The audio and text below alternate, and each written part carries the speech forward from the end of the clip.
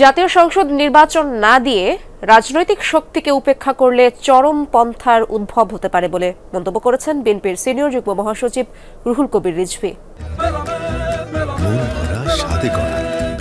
New Zealand dairy excellence in quality. দুপুরে রাজধানীর নয়াপল্টনে বিএনপির কেন্দ্রীয় কার্যালয়ে পবিত্র শবে বরাত উপলক্ষে মিলাদ ও দোয়া মাহফিল অনুষ্ঠানে এমন মন্তব্য করেন তিনি। স্থানীয় সরকার নির্বাচন পরে আর আলাপ আলোচনার মধ্য দিয়ে আগে জাতীয় নির্বাচনের দাবি করেন তিনি। এছাড়া মধ্যপন্থার রাজনীতি বিপদে পড়ছে কিনা তা নিয়ে শঙ্কা প্রকাশ করেন রিজভী। বলেন, জনগণের কাছে ক্ষমতা হস্তান্তর করলে শেখ হাসিনাকে পালাতে হতো না। এত হত্যাকাণ্ড চালানোর পরও কোনো অনুশোচনা নেই তার। রাষ্ট্র নিয়ে খেলা করেছে শেখ হাসিনা।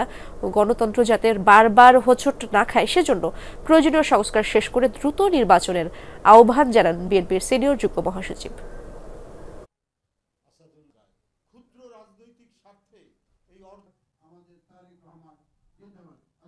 জাতীয় সংসদ নির্বাচন আগে না স্থানীয় সরকার নির্বাচন আগে, আবার আজকে দেখছি স্থানীয় সরকারই আগে হবে, এই ধরনের সিদ্ধান্ত নির্দেশনা নাকি চলে এসছে।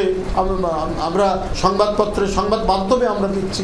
কেন রাজনৈতিক শক্তিকে যদি অবজ্ঞা করেন তাহলে আপনার চরমপন্থা শুধু বাম দিক দিয়ে আসে না, ডান দিক দিয়েও আসে।